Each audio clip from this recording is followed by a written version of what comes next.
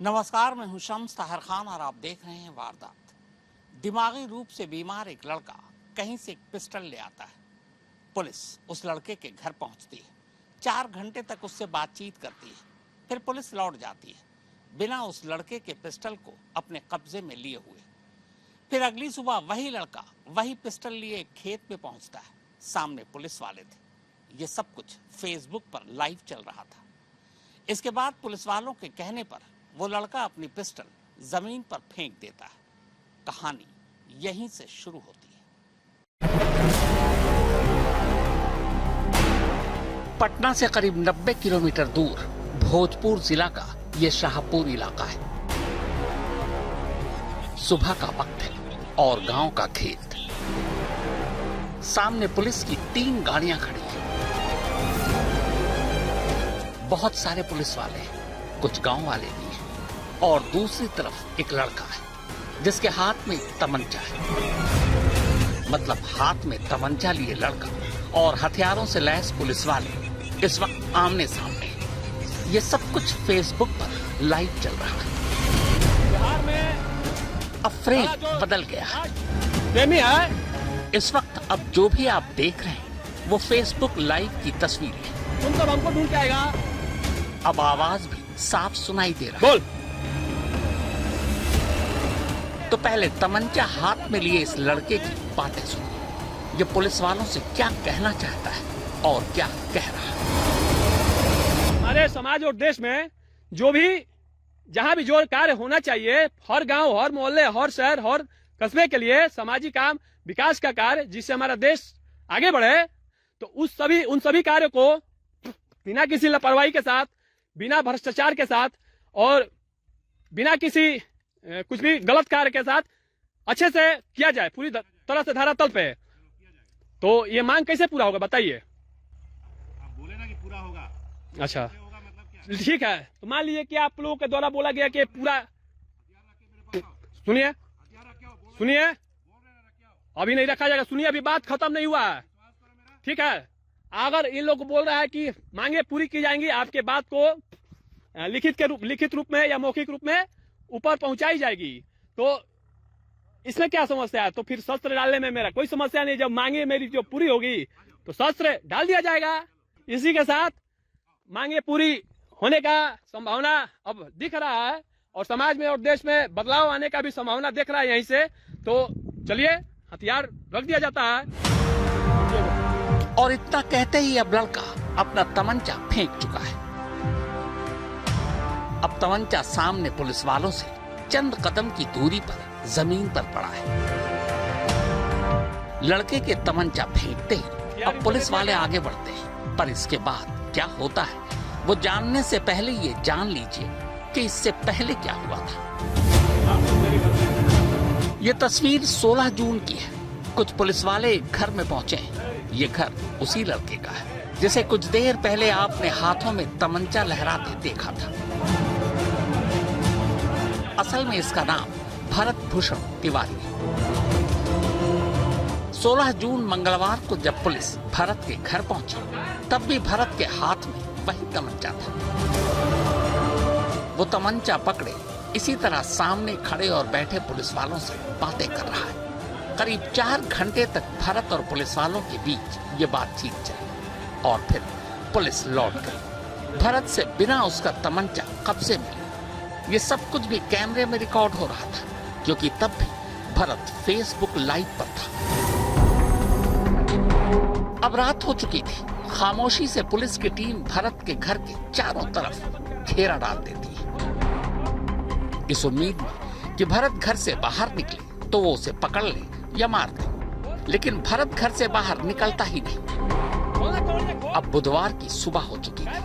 भरत को पता चल जाता है कि पुलिस वाले उसके घर के इर्द गिर्द घेरा डाले हुए हैं। इसी के बाद वो अपने घर की छत पर जाता है। एक बार फिर से भरत पहले फेसबुक पर लाइव जाता है।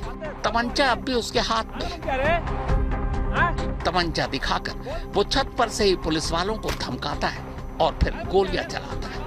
भरत के गोली चलाते ही पुलिस वाले पीछे हट जाते हैं। पुलिस वालों के पीछे हटते ही अब भरत अपनी बाइक पर घर से निकलता है और लगभग 1.5 किलोमीटर दूर खेतों के बीच बने इस टेम्परेरी आशियाने के करीब पहुंचता है, जहां कुछ बाढ़ पीड़ित परिवारों को लाकर रखा गया है। पुलिस पहले से ही भरत के ताक में थी। जैसे ही वो इस जगह पर पहुंचता है, पुलिस उसे सामने खड़ी मिलती है। इसके बाद फिर से भरत फेसबुक पर लाइव हो जाता है। लगभग 5 मिनट तक पुलिस और भरत के बीच बातचीत होती है। सब कुछ लाइव जा रहा था। 5 मिनट बाद आखिरकार भरत अपनी कुछ शर्तें मानने की पुलिस के आश्वासन देने के बाद तमंचा जमीन पर फेंक देता है और इसी के साथ भरत फेसबुक लाइव भी बंद कर देता है। यानी अब कैमरे पर कुछ रिकॉर्ड नहीं हो रहा था। अब इसके आगे की कहानी। तमंचा फेंकने और फेसबुक लाइव बंद होते ही अचानक गोलियां चलने की आवाज आती है। शायद 3 या 4 गोली चली थी और ये सारी गोलियां भरत के पैरों पर और पेट के निचले हिस्से पर लगी थी। गोली उन पुलिस वालों ने तब चलाई जब भरत तमंचा फेंकने के बाद निहत्था हो चुका था और शायद सरेंडर करने जा रहा था। जिसको पैर में और एब्डोमेन के नीचे वाले हिस्से में गोली लगा हुआ था। हम लोगों के पास जब आया तो उसका पल्स वगैरह बहुत ही नहीं, शॉक में था मरीज, बचने के हालत में नहीं था। बड़ी मुश्किल से हम लोग उसको जो है रिसाइसेट किए हैं। उसके बाद उसके कंडीशन थोड़ा सा इम्प्रूव हुआ है, ब्लड प्रेशर वगैरह मतलब मिलने लगा है। और ये एक्चुअली अंदर वास्कुलर इंजरी है, मेजर ब्लड वेसल्स की इंजरी है अंदर में, जिसके वजह से मरीज जो है शॉक में चला गया और इसको मतलब यहाँ हैंडल करना मुश्किल था। हायर सेंटर पर इसीलिए भेजा गया है। ज्यादा खून बह जाने की वजह से भरत की हालत नाजुक थी, लिहाजा स्थानीय अस्पताल और डॉक्टरों ने उसे पटना ले जाने की सलाह दी। अब भरत को 90 किलोमीटर दूर पटना के एक अस्पताल में लाया जाता है, लेकिन भरत की मौत हो चुकी थी ज्यादा खून बह जाने की वजह से। इस वक्त हम मौजूद हैं आरा सदर अस्पताल में और जो मानसिक रूप से विक्षिप्त युवक भरत तिवारी था, उसको दो गोली लगी है, पैर में दोनों गोली लगी है और उसे अब इलाज के लिए, बेहतर इलाज के लिए पटना रेफर किया जा रहा है। बताया जा रहा है कि युवक और पुलिस के बीच मुठभेड़ हुई थी और उसी दौरान जो भरत तिवारी है, आप देख सकते हैं तस्वीरों के माध्यम से, भरत तिवारी को 2 गोली पैर में लगी है और उसे इलाज के लिए पटना रेफर किया जा रहा है। पुलिस अभिरक्षा में उसे पटना भेजा जा रहा है। कल से ही मैंने अगर बात करें तो 48 घंटे से जो भरत तिवारी युवक जो अभी घायल है, वो सोशल मीडिया पर आकर लाइव आकर कई बातें बोल रहा था और वो हथियार के साथ जो है वो प्रदर्शन भी कर रहा था। कल भी पुलिस उसे पकड़ने गई थी, लेकिन पुलिस को वो टारगेट करते हुए पिस्टल तान दिया था और वहां वो बार बार कई क्रांतिकारी बातें भी बोल रहा था। और हालांकि पुलिस जब उसके पास उसे पकड़ने के लिए गई तो उसके परिवार वालों द्वारा बताया गया कि वो मानसिक रूप से विक्षिप्त है। पुलिस एनकाउंटर में भरत की मौत की खबर जैसे ही इलाके में फैली, लोगों को गुस्सा आ गया। गुस्से की वजह यह थी कि भरत मानसिक रूप से एक बीमार नौजवान था और ये बात पूरा इलाका जानता था। ऊपर से सब कुछ फेसबुक पर लाइव चल रहा था। लोगों ने भरत को पिस्टल फेंकते हुए भी देखा था। फिर उनका सवाल था कि एक निहत्थे और मानसिक रूप से बीमार नौजवान को एनकाउंटर के नाम पर क्यों मारा गया। लिहाजा स्थानीय लोगों ने भरत की लाश नेशनल हाईवे पर रखकर एसडीएम और एसपी के खिलाफ नारे लगाने शुरू कर दिए। कहा कि हम लोग मारने नहीं आए हैं, तुम हथियार जो लिया है तुम इसको बिक दो। 5 मिनट बात हुआ है उससे, 5 मिनट करीब बात हुआ है। ये लोग कहा कि नहीं हम लोग तुमको नहीं मारेंगे, अतः नहीं छल मत करिएगा, हमारे साथ कोनो हम उग्रवादी बदमाश नहीं है। तो इसके बाद में हथियार इन लोग बिगवा दिया है। वो हथियार बिगते हुए बैरल इसका किया है, अपने मोबाइल से वो किया है। सब दिखाई पड़ रहा है कि अपने हथियार अपने हाथ से बिगवाया है, वहां तक बैरल है। इसके बाद में वो लोग मार दिया है, 3-4 गोली मारा है लोग। घोर अन्याय हुआ है। मान लीजिए कि एनकाउंटर है, इनका मानसिक संतुलन खराब हो गया था, तो प्रशासन को इसको लेकर पकड़ कर जाकर जेल में बंद देना चाहिए। ये नहीं कि एक काउंटर नहीं करना चाहिए। और रह गई दूसरी बात कि हम लोग का मांग है कि यहाँ पे एसपी साहब भी आदेश दिए थे कि उनका मानसिक संतुलन थे, एसपी साहब यहाँ आवे और सबसे इसके बावजूद जो यहाँ पर डीएसपी हैं और थाना प्रभारी उन पर कानूनी कार्रवाई होना चाहिए। वो मानसिक संतुलन किसी को खराब हो तो क्या प्रशासन गोली मार के किसी का आत्महत्या कर देगी? उसको ले जाकर सुरक्षित जेल में बंद करना चाहिए, न्याय कोर्ट न्याय देगा। अब आखिर भारत की पूरी कहानी क्या है? मानसिक रूप से कमजोर एक नौजवान का पुलिस ने एनकाउंटर क्यों किया और खुद भरत के पास तमंचा कहां से आया? तो पूरी कहानी कुछ यूं है। भरत के पिता बिहार पुलिस में नौकरी कर चुके हैं। खुद भरत ने बीएससी किया है, लेकिन काफी कोशिशों के बावजूद उसे नौकरी नहीं मिली। फिर अचानक उसने सब कुछ छोड़कर खुद को समाज सेवा में झोंकने का फैसला किया। 10 साल पहले उसने इसकी शुरुआत अपने ही पिंडदान से की। आज से तो ये बचपन से हम देखते आ रहे हैं, जब से हम मतलब होश संभाले अपना, तब से देखते आ रहे हैं कि समाज से जुड़े हुए इंसान हैं और समाज के भलाई के लिए मतलब आवाज़ उठाते हैं।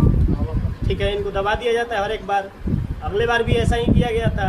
यहाँ प्रभारी आके बैठे थे, वो इनको मतलब घूस देने की कोशिश कर रहे थे। वो तो खुद घूसखोर है, इनको घूस दे रहे थे। आप देख भी सकते हैं वीडियो में। बताया जा रहा है कि वो पिंडदान भी अपना कर दिए थे। हाँ, 10 साल पहले ही पिंडदान कर दिए समाज के लिए। क्यों किए थे? कि समाज के लिए हम जिएंगे, शादी विवाह कुछ नहीं करने के चक्कर में है। कितना उनका शादी विवाह सेट हुआ, सब मना कर दिए कि नहीं हम नहीं करेंगे, समाज सेवा करेंगे। समाज सेवा शादी विवाह नहीं करते, यही बात है जो भी है। असल में भरत से किसी की दिक्कत और परेशानी देखी नहीं जाती थी। ऐसे मजबूर लोगों की वो आवाज बनने की कोशिश कर रहा था। और वो समाज से जुड़े हुए इंसान थे। ठीक है, समाज सेवा में शुरू से ही मतलब उनका देखते आ रहे हैं हम लोग बचपन से ही। मतलब समाज के जुड़े हुए जो भी कार्य हैं वो लगे रहते हैं कि मतलब किसी को भी दिक्कत होता है ना तो वहाँ पहुँच जाते हैं और उनको टारगेट लिया गया है। भरत अब गरीब और बेसहारा लोगों की मदद करने लगा। हाल में बिहार के कई इलाकों में बाढ़ आई। बहुत से बाढ़ पीड़ित परिवारों को अलग अलग जगहों पर शिफ्ट किया गया। ऐसे ही कुछ परिवार भरत के घर से करीब 1.5-2 किलोमीटर की दूरी पर अपने टेम्परेरी आशियाने में रह रहे थे। लेकिन इस जगह की हालत भी बेहद खराब थी। लोग गड्ढों में रहने को मजबूर थे और यहाँ भी पानी था। इसको लेकर भरत लगातार अपनी आवाज उठा रहा था। इस सिलसिले में वो एसडीएम से भी मिला। भरत के भाई चंदन का इल्जाम है कि बस इसी वजह से एसडीएम भरत से नाराज थे। एसडीएम सर के पास गए थे वो। किस लिए गए थे? ये जवनिया गांव जब बाढ़ में डूब रही थी तो मतलब उनको यहाँ पे बसाया है बिलौटी में टाड़ पे। तो यहाँ भी वही चीज़ है जो कि वहाँ से उठाकर उनको फिर गड्ढे से उठाकर गड्ढे में फेंक दिया गया। तो उनको ये चीज़ लगा कि मतलब गड्ढे से उनको उठा के क्यों गड्ढे में फेंका जा रहा है, तो इस पे वो आवाज़ उठाए। तो यही चीज़ लेकर मतलब प्रशासन टारगेट उनको आवाज़ किस लिए उठा रहे थे? कि वहाँ पे व्यवस्था मतलब बढ़िया किया जाए, माटी भरवा दिया जाए, ऊंचा करवा दिया जाए ताकि पानी ना पहुँचे, वो लोग को दिक्कत ना हो रहने में। बाढ़ का पानी वहाँ भी आता है? वहाँ भी आता है, 2% पानी वहाँ भी आता है। और ये लोग प्रशासन पर्सनली टारगेट उनको कर लिया है उस पर। बाकी आज देख भी रहे लोग, आप लोग लाइव हथियार फेंकने के बाद भी उनको मार दिया गया। एक घटना जो हाई प्रोफाइल ड्रामा था वो पिछले 48 घंटे से चल रहा था। युवक द्वारा जो हथियार दिखाकर सोशल मीडिया पर वीडियो भी वायरल किया गया था और उस वीडियो में शासन, प्रशासन और सिस्टम के खिलाफ उसकी आवाज़ें हमेशा बुलंद नजर आ रही थी। पुलिस कल तक दावा कर रही थी कि जो युवक है वो विक्षिप्त है और उसके चलते जो पुलिस कार्रवाई है वो संयमित तरीके से की जा रही है। लेकिन अचानक आज ऐसा क्या हुआ कि पुलिस को उसके ऊपर गोली चलानी पड़ी? ये भी एक सवालिया निशान है। सोनू कुमार सिंह, भोजपुर, आज तक। एक निहत्थे लड़के को 3 गोली मारने वाली बिहार पुलिस खुद ये कहती है कि वो मानसिक रूप से बीमार है और उसे इलाज की जरूरत है, लेकिन फिर उसी लड़के का खुद ही एनकाउंटर कर देती है। सवाल यह है कि क्या बिहार पुलिस इस सिचुएशन को बेहतर ढंग से हैंडल नहीं कर सकती थी? कमाल यह है कि जिस भरत का खुद पुलिस ने एनकाउंटर किया, उस भरत के बारे में वही पुलिस खुद ही ये दावा भी कर रही है कि वो मानसिक रूप से बीमार है और उसे दिमागी इलाज के लिए अस्पताल में भर्ती कराना जरूरी है। यहाँ तक कि पुलिस ये भी कहती है कि उसे इलाज के लिए अस्पताल में भर्ती कराने की प्रक्रिया भी शुरू कर दी गई है। ये देखिए, 16 जून को भोजपुर के एसपी दफ्तर से जारी प्रेस रिलीज है। इस प्रेस रिलीज से साफ होता है कि जिसे खुद पुलिस ने मानसिक रूप से बीमार माना, उसी का एनकाउंटर कर दिया।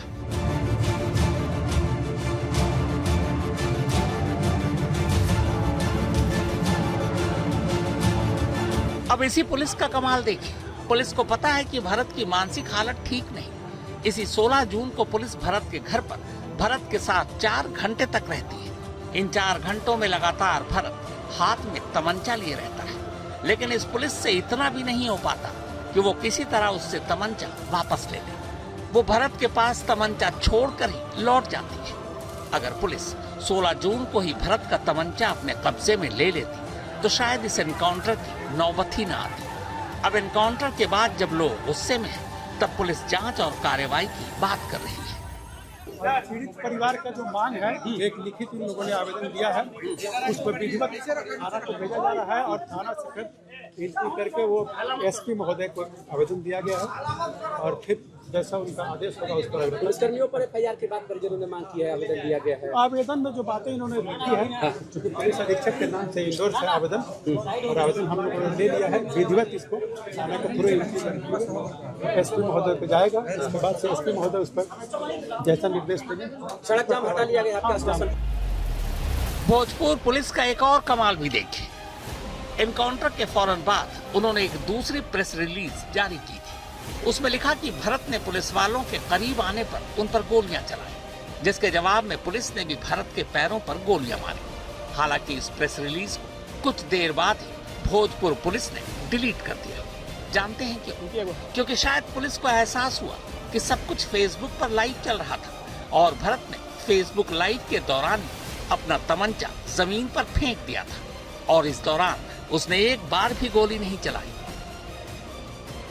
वो तो शुक्र है कि सारी तस्वीरें फेसबुक लाइव के जरिए कैमरे में कैद हो गई, वरना भरत के एनकाउंटर को लेकर भोजपुर पुलिस न जाने क्या क्या कहानियां गढ़ गई। हालांकि कचोटने वाला सवाल ये जानते हुए भी कि भरत मानसिक रूप से बीमार है, तो फिर उसका एनकाउंटर क्यों किया गया? क्या भोजपुर के आला पुलिस अफसर या बिहार के डीजीपी और मुख्यमंत्री इसका जवाब देंगे? सोनू कुमार सिंह, भोजपुर, आज तक। तो वारदात में फिलहाल इतना ही, मगर देश और दुनिया की बाकी खबरों के लिए आप देखते रहिए आज तक।